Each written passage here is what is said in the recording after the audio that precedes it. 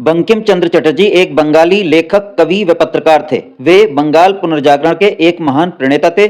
आनंदमठ उनकी ही एक रचना है, जो कि एक ऐतिहासिक उपन्यास है, जिसकी पृष्ठभूमि 18वीं सदी का प्रसिद्ध सन्यासी विद्रोह है। उनके समय के अधिकतर पढ़े लिखे व्यक्तियों की ही तरह वे भी ब्रिटिशर्स को भारत के आधुनिकीकरण के लिए आवश्यक मानते थे और उनका यह मत ही आनंदमठ में भी प्रतिबिंबित होता है। साथ ही कुछ मुस्लिम विद्वान इस उपन्यास को एंटी मुस्लिम भी मानते हैं, हालांकि वे लेखक के विषय में ऐसे विचार नहीं रखते। इसी उपन्यास का एक हिस्सा है वंदे मातरम गीत, जो कि चटर्जी द्वारा 1870 के दशक में लिखा गया था। 1905 के बंगाल विभाजन विरोधी आंदोलन या स्वदेशी आंदोलन में यह गीत बहुत प्रचलित हुआ और इसकी लोकप्रियता को देखते हुए ही 1905 के कांग्रेस के बनारस सेशन में इसको भारतीय स्वतंत्रता आंदोलन का एक अभिन्न अंग बना दिया गया।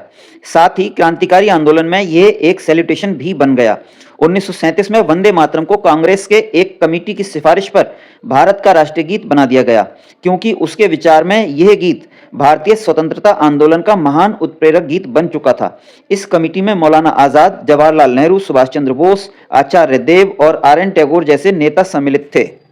मुस्लिम लीग और मोहम्मद अली जिन्ना ने फिर भी इसका विरोध किया, इसके बावजूद कि धार्मिक भावनाओं वाले स्टैंजास को पहले ही गीत से हटा दिया गया था।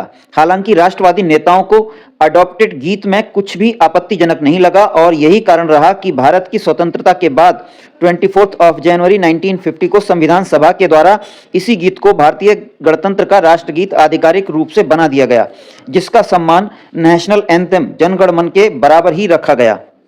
भारतीय गणतंत्र के पहले राष्ट्रपति स्वर्गीय श्री राजेंद्र प्रसाद द्वारा गीत के इस स्टेटस को सत्यापित भी किया गया। 2017 में मद्रास हाईकोर्ट ने भी इस पर अपनी मोहर लगा दी तथा 2022 में भारतीय जनता पार्टी के नेतृत्व वाली केंद्र सरकार ने गीत के इस स्टेटस को ही रीअफर्म किया। हालांकि भारतीय संविधान में राष्ट्रीय गीत का कोई प्रोविजन नहीं है, किंतु अगर हम पिछले 75 वर्ष से अधिक की आजाद भारत की महान प्रेरक परंपरा को देखें तो इस गीत का विरोध करने वाले लोग हमें जिन्ना के नक्शे कदम पर चलते दिखते हैं, क्योंकि जिस गीत ने देश की आजादी की लंबी लड़ाई में कठिन से कठिन परिस्थितियों में भी सभी धर्मों व वर्गों के लोगों को राष्ट्र प्रेम व त्याग की भावना से ओतप्रोत रखा, वह उनके लिए मजबूत संबल तथा एकता सूत्र का काम किया, वही गीत आज किसी धर्म के लिए खतरा कैसे बन गया?